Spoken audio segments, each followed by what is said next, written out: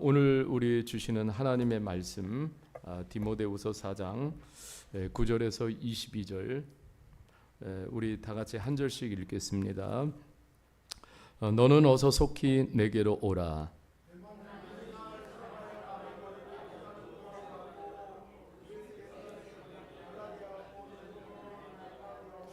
누가만 나와 함께 있느니라. 내가 올 때 마가를 데리고 오라. 그가 나의 일에 유익하니라. 내가 올 때 내가 들어와 가보의 집에 둔 겉옷을 가지고 오고 또 책은 특별히 가죽 종이에 쓴 것을 가져오라.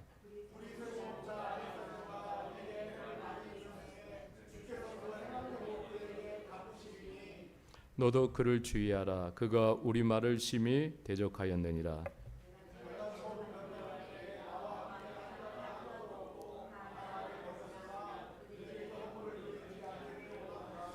주께서 내 곁에 서서 나에게 힘을 주심은 나로 말미암아 선포된 말씀이 온전히 전파되어 모든 이방인에게 듣게 하려 하심이니 내가 사자의 입에서 건짐을 받았느니라.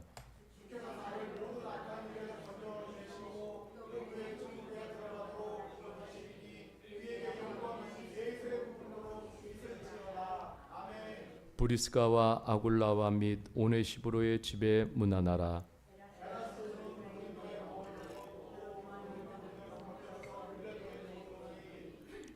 너는 겨울 전에 어서 오라. 우블로와 부데와 리노와 글라우디아와 모든 형제가 다 내게 문안하느니라.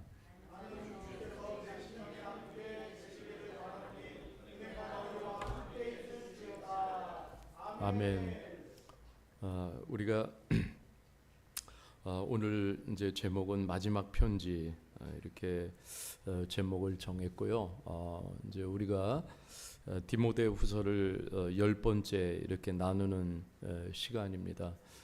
오늘 마지막 편지 속에 바울 사도가 우리들에게 주시는 그런 마음들을 우리가 다시 한번 담는 이 시간이 되기를 바랍니다. 우리 살아가면서 우리 사랑하는 성도님들은 가장 큰 고민이 무엇입니까? 저마다 다 고민들이 있는데 아마 가장 큰 고민은 관계의 문제인 것 같아요. 참 관계가 얽히면 그것보다 힘든 것이 없습니다. 이 관계의 문제가 가장 힘든 것 같습니다. 얼마 전 저는 그 유재석 씨가 진행하는 유퀴즈라는 이렇게 프로를 이렇게 보게 됐어요. 그 프로에는 빌 게이츠 대단 이사장 빌 게이츠가 이렇게 나왔습니다. 저는 이제 그 짧은 시간에 무슨 대화를 하나 참 이렇게 관심이 많이 갔습니다. 근데 이제 그런 빌 게이츠가 그런 얘기를 하더라고요. 한때는 자기가 그 사람을 이렇게 실적으로만 보았다고 합니다. 사람을 그러니까 사람을 통해서 그냥 무엇을 얻어낼까? 이게 사람을 하나의 그런 대상으로 본 거예요. 그래서 빌 게이츠는 직원들의 차량 번호를 다 암기하고 늘 감시를 했다고 그래요. 그 정도로 그 사람에 대해서 그런 아주 그 어떤 하대하는 마음도 가지고 있었고, 그러니까 자신이 얼마나 피곤했겠어요. 나중에 이런 방법이 좋은 방법이 아니라는 것을 알고 그만두었다고 이렇게 말을 하는 것을 들었습니다.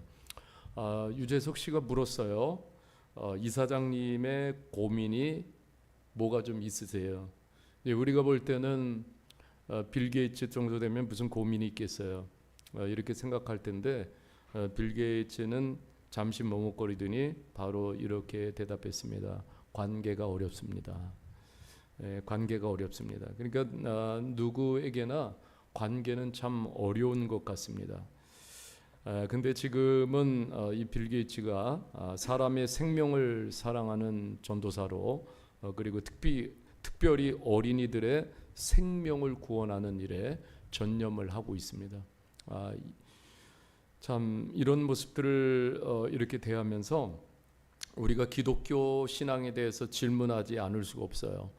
기독교 신앙은요, 하나님의 형상으로 지어진 사람을 사랑하는 것을 중요한 표제도 받아들이는 것이 바로 기독교 신앙입니다. 예수님도요, 마지막 유언의 말씀을 이렇게 말씀하셨어요. 요한복음 13장 1절 말씀인데 같이 한번 읽어보겠습니다. 시작. 유월절절에 예수께서 자기가 세상을 떠나 아버지께로 돌아가실 때가 이른 줄 아시고 세상에 있는 자기 사람들을 사랑하시되 끝까지 사랑하시느니라. 아멘. 네, 자기 사람들을 사랑하시는데 끝까지 사랑하신다. 그러니까 주님이 말씀하시는 포인트는 그거예요. 사람을 사랑해야 한다. 사람을 사랑해야 함을 주님께서도 마지막 유언의 말씀으로 우리에게 가르쳐 주고 있습니다.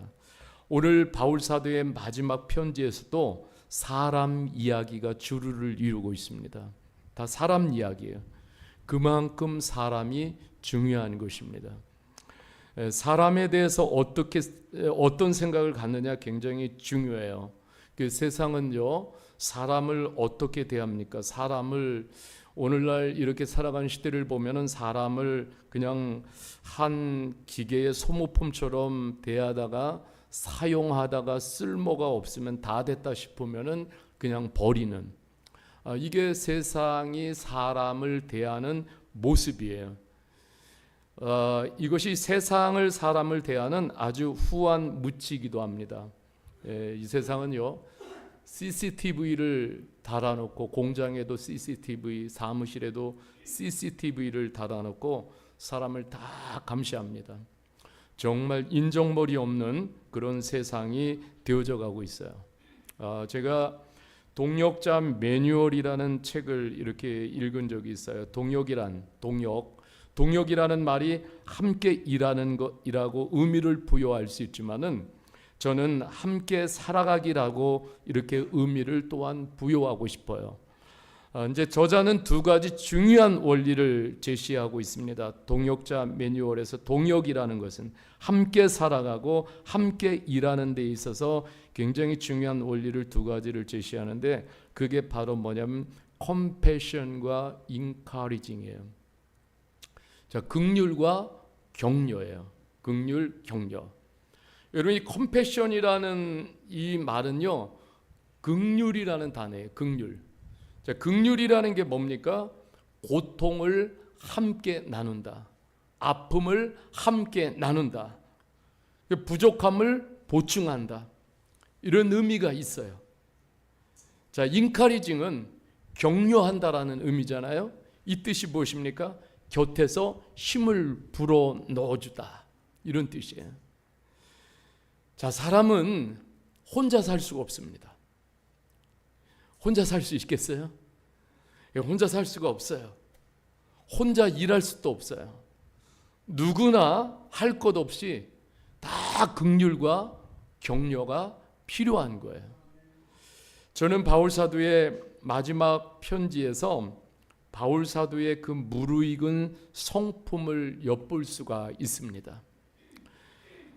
오랜 신앙의 여정을 걸었잖아요. 그리고 나서 주님과 함께 오랜 신앙의 여정을 걸으면서 사람을 품는 마음이 바다가 된 것처럼 그런 표현을 쓰고 있어요. 즉 말하면 바울 사도는 평생을 주님과 함께 걸으면서 무엇이 가득하냐면 예수 그리스도의 마음이 가득한 거예요. 본문 16절을 읽어보겠습니다. 16절을 읽어보면은 이렇게 말하고 있어요. 내가 처음 변명할 때에 나와 함께한 자가 어떻다고 그랬어요? 하나도 없고, 그리고 뭐라고 그랬어요? 다 나를 버렸으니 그들에게 허물을 돌리지 않기를 원하노라. 다 버림받았어요, 바울 사도. 근데 여기 보면 그들에게 허물을 돌리지 않기를 원하노라 이렇게 기도하고 있어요. 그래서 바울 사도의 심정을 두 가지를 엿볼 수가 있어요. 하나는 이 모든 주어진 상황을 우리 주님께 다 맡겨버렸다. 맡기는 거예요. 여러분 여기 보면은 다 나를 버렸으니 이런 표현이 나오는데 참 인간적인 측면으로 보면은 어떤 극도의 배신감에 사로잡힐 수 있어요. 참 우리가 제일 사람에게 힘든 감정이 배신감이에요. 그러니까 예수님 가룟 유다가 그렇게 배신했을 때 예수님도 얼마나 그 배신감에 아파하셨을까. 바울 사도도 인간적인 측면으로는 굉장히 그 배신감 때문에 마음이 아팠을 거예요. 자, 그러면은 바울 사도가 이게 배신감에 사로잡혀 있었느냐? 바울 사도의 감정도 이 배신감에 사로잡혀 있었으면은 그 감정도 병이 들 수밖에 없었을 것입니다. 근데 여기서 바울은 제가 이렇게 생각해 보면은 이런 문제를 놓고 얼마나 하나님 앞에 눈물로 기도했겠습니까? 그때 주님께 맡겨지는 거예요. 그 기도가 없으면은 맡겨지지가 않아요. 제가 여기 교회에 7시 좀 넘으면은 주일날 아침에 교회에 도착을 해요. 그러면요, 여기 강단에서 기도하는 우리 미얀마 집사님들이 있어요. 저도 뒤에서 이렇게 앉아서 기도를 하면은 기도를 마치고 일어나면서 눈물을 훔쳐요. 하나님과 어떤 심정이 통했을까? 기도하면서 맡기는 거예요. 맡기지 못하면은 그 상처들이 마음을 공격하는 거잖아요. 공격을 받는 마음은 건강한 기능을 할 수 없게 됩니다. 사람 때문에 참 많이 아파요. 여러분 많이 아픈 이유가 뭐예요? 돈이 없어서 많이 아파요? 건강이 없어서 그것도 물론 아플 수 있어요. 그런데 우리들의 마음을 가장 아프게 하는 것은 사람 때문에 마음이 참 아픈 거예요. 사람 때문에 아파요.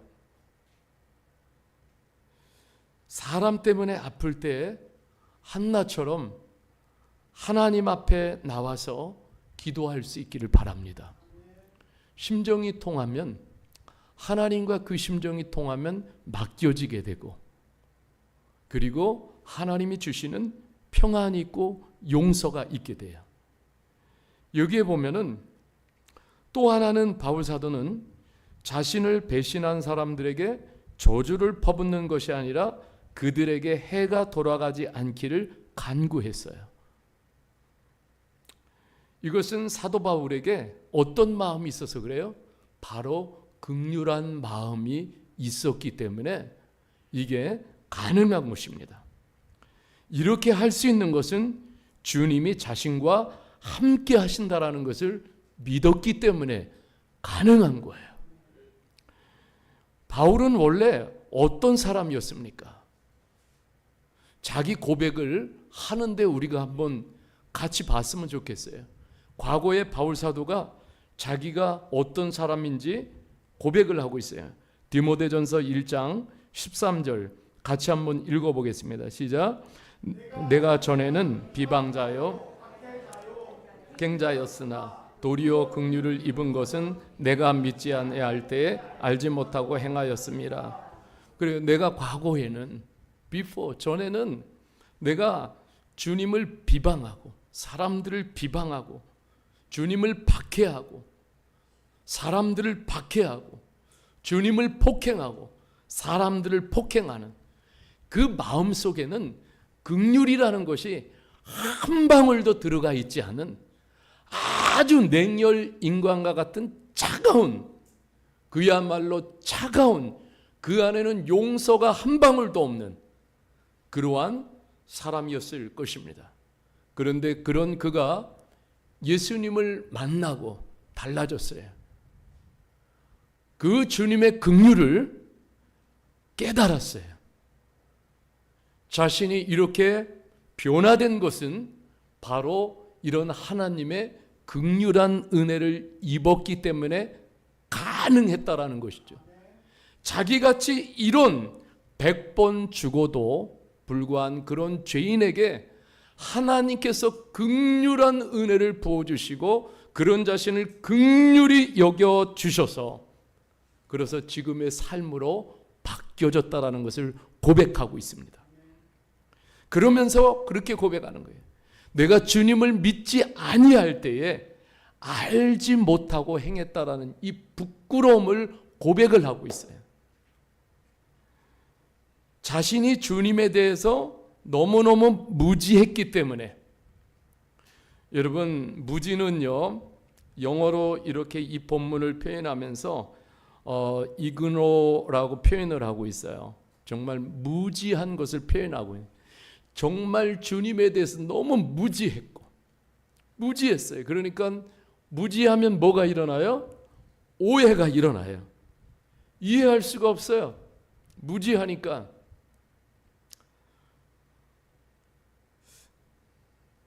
그런데 이거 깨닫고 주님을 알고 나니까 그런 자신을 누가 품어주신 거예요? 주님이 품어주신 거예요. 여러분 믿으십니까? 예, 나 같은 사람도요, 참 주님 앞에 서면은 바울사도 이렇게 고백하지만은 똑같아요. 예, 저도 무지했을 때 얼마나 주님의 마음을 아프고 힘들게 했는지 몰라요. 그런데 깨닫고 나니까 그런 나를 주님이 품어주셨어요. 은혜예요. 그리고 목사로 이렇게 세워놓으셨어요. 이거를 자랑할 수가 없어요. 오직 주님의 긍휼이라고만 해석할 수 있는 거예요. 여기에서 오늘 예배드리는 사랑하는 성도님들, 형제, 자매들 다 보세요. 저기 내가 이렇게 앉아있는 게 어쩌다가 이것이 아니라 이게 하나님의 긍휼의 사랑 때문에 내가 여기 와서 하나님을 예배드리고 있는 거예요. 그래서 생각할 때 너무 감사한 것이죠. 사람이 이 긍휼한 하나님의 사랑을 깊이 깨달을 때 내면에 이 하나님의 긍휼을 품게 돼요. 그리고 긍휼이 내 내면에 삶을 이렇게 확장을 시킵니다. 긍휼이 빠져버리면 이 내면이 확장되지가 않는 거예요. 우리는 확장되는 만큼 사람을 사랑할 수가 있고 확장되는 만큼 사람을 품을 수가 있어요. 여러분, 우리 모두 넓어지시기를 주님의 이름으로 축복합니다.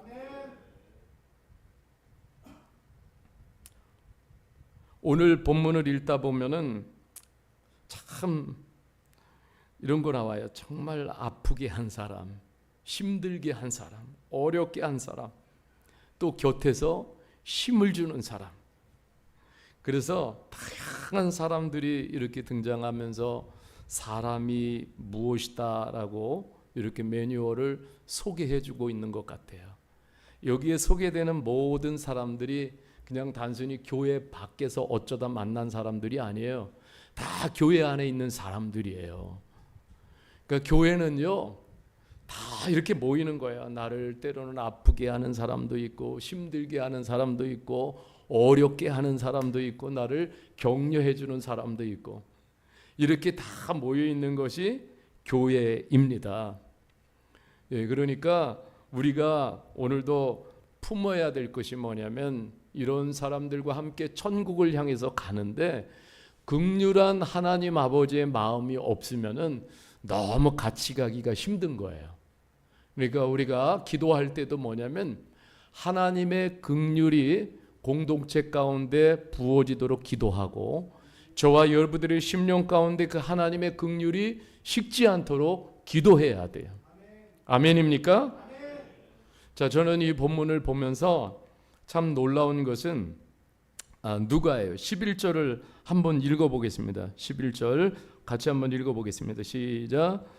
누가만 나와 함께 있느니라. 내가 올 때에 마가를 데리고 오라. 그가 나의 일에 유익을 주니라. 예, 여기 보니까 이렇게 말해요. 누가만 나와 함께 있느니라. Only Luke 이렇게 말하고 있어요. 오로지 only 누가만. 지금 바울 사도가 어디 있어요? 로마의 깊은 감옥에 있는데 그 옆에는 오직 누가, 온리 누가만 같이 있다라는 거예요. 저는 여기 이것을 보면서 이것이 주 안에서 아름다운 동행이 아닐까. 여러분 그렇잖아요. 좋을 때는요 다 손잡고 같이 갈 수 있어요. 룰루랄랄랄라 하면서. 그런데 어려운 위기가 오고 시간이 오면은 어떻게 해요? 손을 다 놔요. 그리고 나 편한 대로 각자 가는 거예요. 그런데 여러분 이게 자신도 위태로울 수 있어요. 그렇잖아요. 그 감옥의 시간 속에서 바울 사도와 같이 있는데 이 시간이 얼마나 편하겠어요. 바울도 힘들지만은 자신도 힘들고 그리고 또 위험에 처할 수도 있어요. 그렇지만은 끝까지 어떻게 했습니까? 누가는 바울 사도의 손을 잡고 있었어요. 저는 이것이 주 안에서 아름다운 동행이라고 믿습니다. 예, 주님의 목적을 끝까지 이루기 위해서 끝까지 손을 놓지 않는, 정말 로마의 차듯한 감옥에서 동행하면서 누가는 말없이 하나님께서 자신에게 주신 소명을 다하고 있는 것입니다. 누가를 잠깐 소개하면요, 누가는 그 시대의 엘리트였어요. 뭐였어요? 엘리트. 왜? 이 누가는 직업적으로 뭐냐면 의사였어요. 그리고 역사가였어요. 굉장히 스마트하고 엘리트한 사람이었어요. 그 당시에 그 시대 최고의 명문 대학인 이집트에 있는 알렉산드리아 대학에서 공부를 했어요. 그런데 그가 그 아시아 북쪽으로 이렇게 어떻게 왔다가 그때 바울 사도가 드로아라는 지역에서 예수 그리스도의 복음을 막 뜨거운 마음으로 전하고 있었어요. 성경에 보면 드로아 강론이라고 이렇게 표현합니다. 누군가 그 누가를 그 자리로 초대를 한 거예요. 거기서 누가가 예수 그리스도에 대해서 좀 듣고 예수 그리스도가 누구신지 이것을 들으면서 누가는 마음이 너무너무 뜨거워진 거예요. 그러면서 누가가 그 드로아에서 완전히 회심을 하고 예수 그리스도를 나의 구세주로 받아들입니다. 다시 말하면은 누가가 길과 진리와 생명 대신 예수님을 따라 살기로 작정을 한 거예요. 결단을 했습니다. 그리고 바울 사도의 선교의 파트너가 되어졌어요. 선교의 길을 걸으면서 또 깊은 성령 체험도 했습니다. 성령을 체험하니까는 누가는 예수 그리스도에 대한 믿음의 확신이 더 강해지게 된 것이죠. 그래서 누가는 이 예수님에 대해서 너무너무 알고 싶었어요. 그래서 이 누가는 예수님의 지상사역지인 갈릴리를 두루히 여행하면서 예수님의 행적을 깊이 연구를 했어요. 아, 예수님이 이렇게 행하셨구나. 예수님이 이런 말씀들을 하셨구나. 그래서 기록한 것이 누가 복음이에요.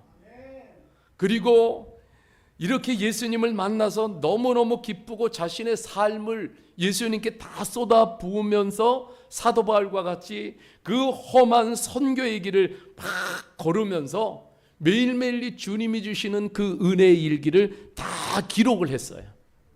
그것이 바로 사도행전이에요. 누가는 또한 기도의 사람이었습니다. 여러분, 이 기도의 힘이 있었기 때문에 누가도 끝까지 신앙의 완주를 한 거예요. 아멘입니까? 그러니까 여러분, 기도해야 돼요. 아멘입니까? 기도하지 못하면은 유혹이 너무 많아요. 아니, 여러분 보세요. 누가는요, 엘리트예요. 의사고 역사가고 그 정도예요. 어디 가도요, 존중받고 인정받고 사람들이 와, 왜 당신 정말 세상에서 살면은 진짜 더 편하고 많은 정말 화려함을 누릴 수 있고 한데 얼마나 유혹이 많았겠어요. 그런데 이 누가는 기도의 사람이기 때문에 성령님의 음성을 들을 수가 있었어요. 그 모든 유혹을 이겨내면서 하나님이 가장 원하시는 그 길이 무엇인지를 날마다 깨닫게 된 것이죠. 그러니까 끝까지 바울 사도의 곁을 지키면서 그러면서 이 선교의 길, 믿음의 길을 간 것입니다. 누가를 보면서 저는 이 신실함이라는 단어를 다시 한번 생각을 하게 됩니다. 바울 사도는 그런 누가를 얼마나 아꼈겠어요. 저는요, 그래요, 우리가 함께 신앙의 여정을 갑니다. 그래서 우리는 서로 아껴주는 관계, 이것이 주님을 만난 관계요, 사역의 관계라고 믿습니다.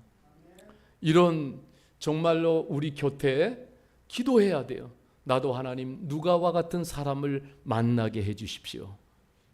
이런 파트너를 만나서 신앙의 여정을 걸어갈 때 얼마나 시너지에 힘이 생기겠어요.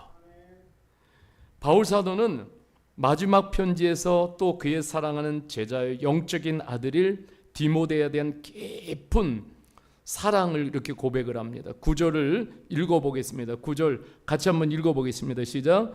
너는 어서 속히 내게로 오라. 네, 이렇게 고백을 하겠습니다. 자, 이 말씀을 보면은 이제 바울 사도가 이제 죽는 순교의 날이 얼마 남지 않았어요. 그래서 여기 보니까 정말 자신의 삶의 끝이 얼마 안 남았어요. 그러니까 얼마나 보고 싶은 사람들이 많겠어요. 그 중에 하나가 영적인 아들 디모데가 너무너무 보고 싶은 거예요. 영어로 읽어보면은요, 이렇게 Do your best to come to me quickly 이렇게 표현하고 있어요. 그러니까 여기 두 단어가 있어요. best, 최대한 빨리 좀 와줘. quickly, 빨리 좀 서둘러서 나에게 좀 와줘. 그렇지 않으면은 볼 수 있는 시간이 너무 짧은 거예요.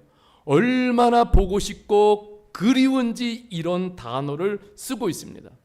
어떤 분은요, 저에게 고백해요. 이 구절을 읽다가 한참을 멈춰서 묵상을 하는데 바울 사도의 심정이 느껴지니까는 한참 눈물을 흘렸다라고 고백을 했어요. 이 한 장면을 묵상하고 생각하는데 바울 사도가 감옥에서 얼마나 고독감이 컸겠어요. 그동안 어린 디모데를 만나 같이 함께 주님을 본받으면서 함께 팀 사역을 하고 지금 사랑하는 디모데는 에베소라는 거기서 에베소 교회에서 목회를 하고 있는데 에베소 교회 안에는요 정말로 이 디모데들 힘들게 만드는 사람들이 너무나 많아요. 이런 환경 속에서도 디모데는 피하지 않고 꿋꿋하게 자신을 부르신 그 하나님의 부름에 응답하면서 그곳에서 영혼들을 돌보고 있는 거예요. 그런 편지를 쓰는 거예요. 디모데야, 빨리 와서 얼굴 좀 봤으면 좋겠다. 그리움을 표현하는 거예요. 디모데를 만나면 마지막으로 바울 사도가 가지고 있는 모든 영적인 은혜를 디모데에게 한번 쏟아 부어주고 싶은 그런 심정인 거예요. 그래서 여러분 21절에 보면은 이렇게 표현을 하고 있어요. 21절에 한 번 더 읽겠습니다. 시작. 너는 겨울 전에 어서 오라. 거기까지만 읽을게요. 너는 겨울 전에 어서 오라.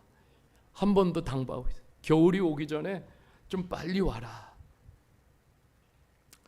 22절에 이렇게 표현하고 있어요. 나는 주께서 내 심령에 함께 계시기를 바라노라.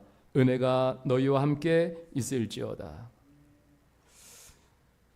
바울 사도는 참 마지막이 축복의 사람이에요. 야곱이 창세기에 보면은 자기가 자기 꾀로 막 사는 사람이었어요. 다른 사람의 축복을 가로채고 자신의 다른 사람의 축복을 내 것으로 빼앗는, 한마디로 말해서 그런 욕심쟁이의 삶이었어요. 그런데 그가 누구를 만나요? 살아계신 하나님을 만나고 완전히 바뀌어집니다. 어떤 사람으로? 축복의 사람으로 바뀌어져요. 창세기 49장에 보면은 야곱은 이제 큰 축복의 사람이 되어졌어요. 그러면서 누군가를 축복해주는, 자녀들을 축복해주고 곁에 있는 사람들을 축복해주는 아주 감동적인 그런 스토리가 창세기 49장에 실려 있어요. 여러분, 우리 이게 야곱이 보면은요, 이게 이제 나이가 먹어가지고 마지막 시간이에요. 그러니까 성경에 보면은 하나같이 처음에는 참 우리가 볼 때에 왜 사람이 저래? 그랬지만은 하나님을 만나고 나니까 점점 바뀌고 변화되고, 그리고 나중에는 다 축복의 사람으로 바뀌어져요. 하나님은 축복의 하나님이십니다. 그래서 이 바울 사도도 마지막에 이런 하나님의 축복을 나눠주고 있어요. 축복을 빌어주고 있습니다. 여러분, 우리가 길다면 길고 짧다면 짧은 세상을 살아가요. 저와 여러분들은 예수님을 나의 구주로 믿었습니다. 창조주 하나님을 나의 하나님으로 믿고 있어요. 지금 성령님과 함께 살고 있습니다. 그러면 우리도 좀 커져야 되지 않을까? 바울은요, 겉옷 한 벌 살 돈도 없는 그런 지금의 상황이에요. 그러니까는 그 겉옷 좀 갖다 줘라. 지금 여기 감옥이 너무 추운데 난 겉옷도 없어. 거기서 감옥에서 돈이 있으면 겉옷 한 벌 살 텐데, 그런데 겉옷도 살 만한 형편이 안 되는 거예요. 여의치 않아요, 삶이. 그리고 홀로 고독감 속에 있지만은 하나님의 사람으로서의 정체성은 더욱더 강하게 빛나고 있습니다. 그러면 이 모습이 살아계신 하나님과 함께 살아가는 사람이라고 저는 믿습니다. 모든 것들이 여의치 않아서, 그래서 우리는 정체성을 다 잃어버리고 하나님의 사람으로서의 빛을 잃어버리고 그냥 껍데기처럼 살아가는, 이래서 하나님이 보실 때 너무 슬프신 거예요.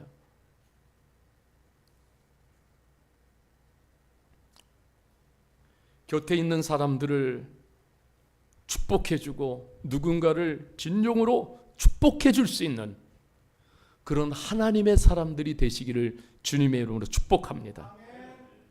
바울은 함께 한 사람 한 사람의 동역자의 이름을 기억하면서 기도하고 안부를 전하고 있습니다.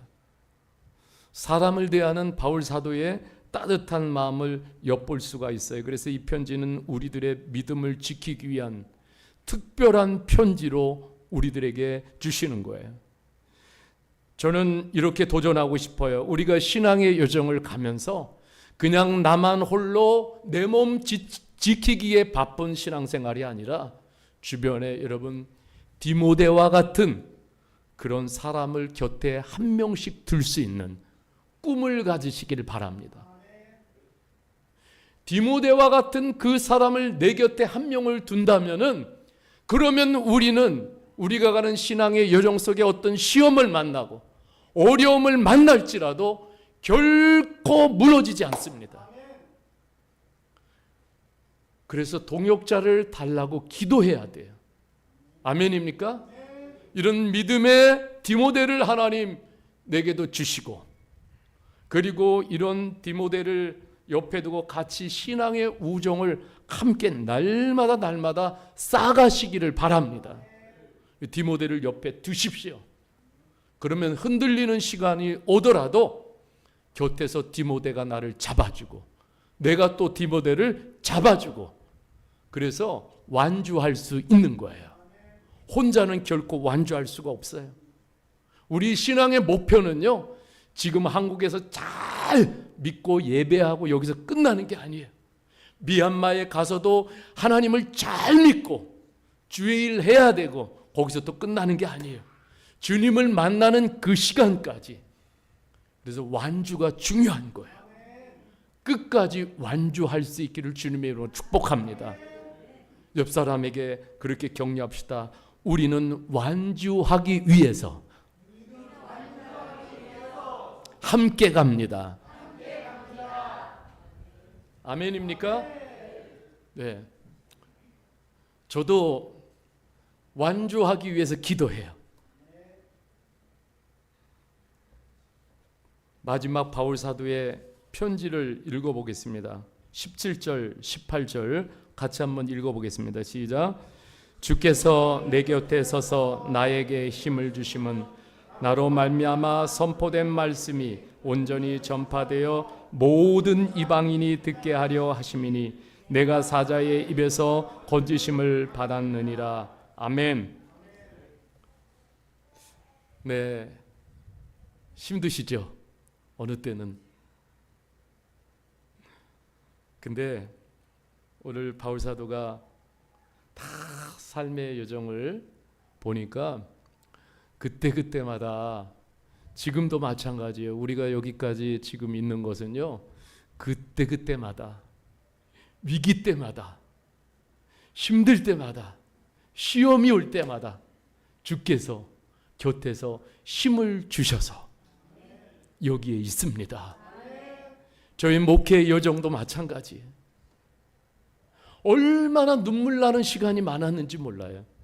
어느 때는 하나님이 이제 선교를 닫으시나? 라는 그런 생각이 벼랑 끝에 내몰릴 때도 있었어요. 그런데 지나고 보니까 그때도 주님이 곁에서 힘을 주셔서 여기에 있어요. 앞으로도 마찬가지예요.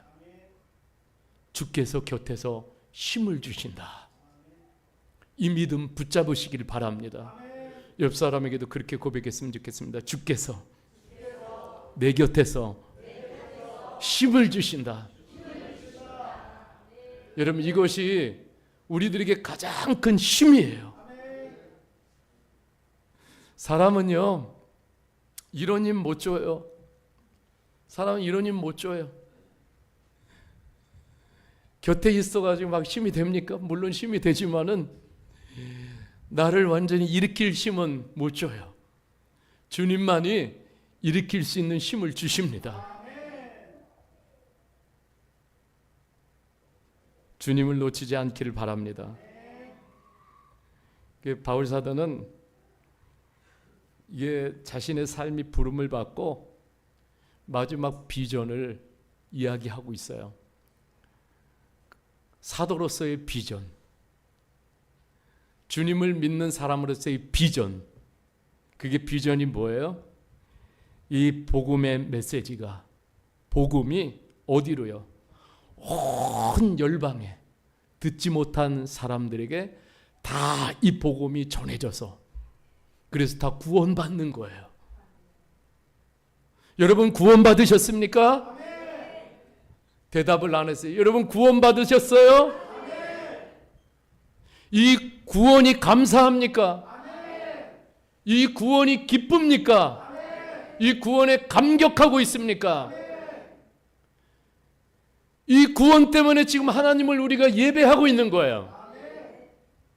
그러면은 이 구원을 어떻게 해야 돼요? 전해야 돼요. 전할 수 있기를 바랍니다. 예, 우리 교회가 이 복음을 전하려고 전도 폭발 훈련도 하고, 그리고 그냥 우리가 기도원 300 프로젝트도 진행하고, 밤낮 없이 이렇게 뛰면서 그냥 하여튼 우리가 복음을 전하려고 해요. 여러분들도 삶의 현장에서 누군가를 만날 때 이 복음을 전할 거예요. 예수 그리스도가 살아계셔. 예수님만이 길이시오. 예수님만이 생명이시고, 예수님만이 진리시고, 예수님 위에는 다른 구원이 없어. 예수 믿고 우리 행복하게 삽시다. 그래서 전하는 거예요. 전할 수 있기를 바랍니다. 이렇게 하고도 안 전하면은 아이고 주님이 슬프실 거예요.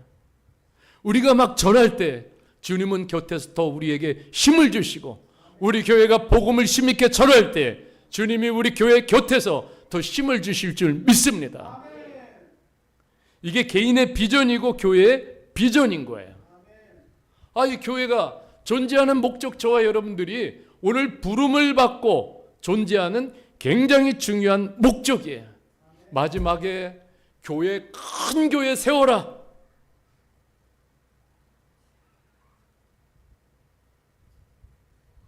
인테리어 다 바꿔라. 이런 거 아니에요. 오직 예수 그리스도의 생명의 이 복음을 전하자. 힘들어도 전하고 어려워도 전하고 전하면 삽니다. 18절 말씀 한 번 더 읽겠습니다. 시작.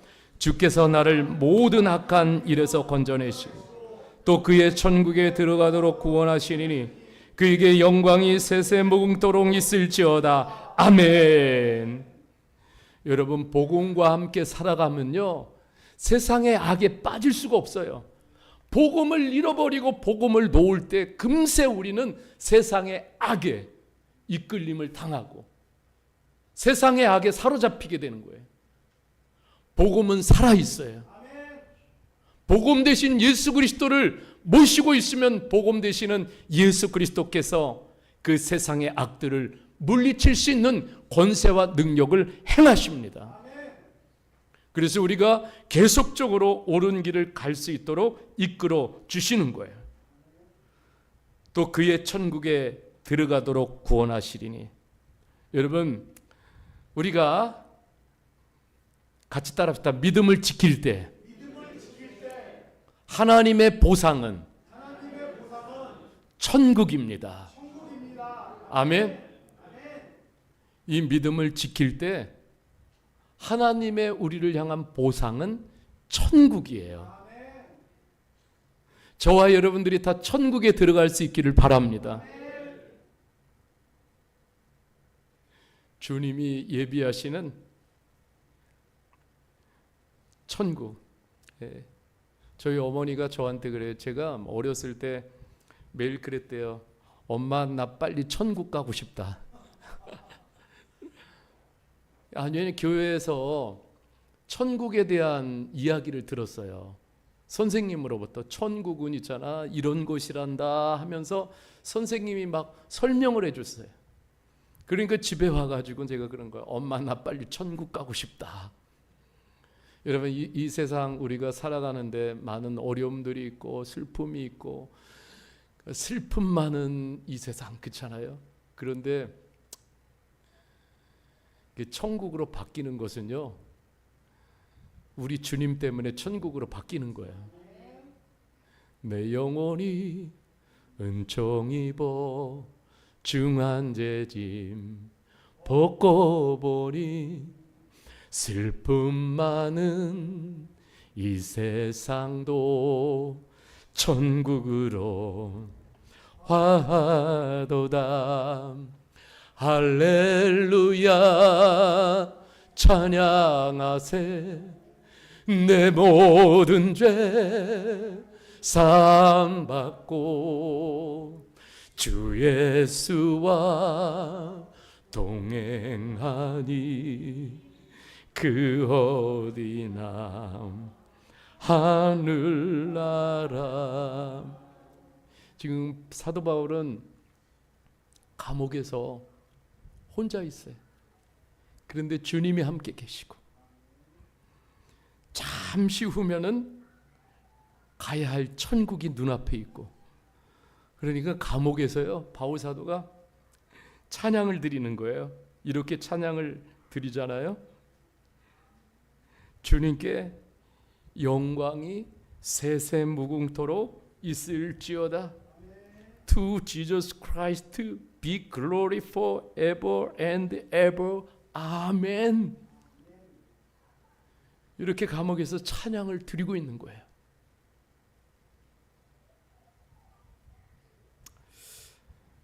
여러분, 우리에게도 이런 은혜가 넘치기를 주님의 이름으로 축복합니다. 저는 디모데 후서를 공부하면서 전체를 함의하는 한 단어로 압축시키면은 그것은 신실함이에요. 신실함. 우리 같이 합시다. 신실함. 이 신실함은 이렇게 표현하고 있어요. faithfulness. 믿음이 가득한 상태. 히브리어로 에무나, 헬라어로 피스토스. 이게 그런 뜻이에요.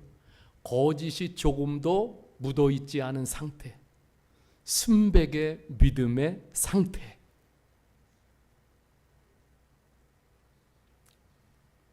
우리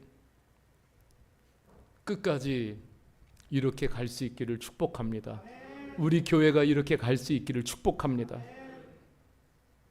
믿음에 조금도 세상의 때를 묻히지 않는, 끝까지 그 믿음을 지켜나가며 완주하는 그 믿음을 우리가 본받기를 원합니다. 신실하신 주님께 우리 끝까지 신실합시다. 여러분, 하나님의 백성들은 이 신실함을 먹거리로 삼아야 한다라고 말씀하고 있어요.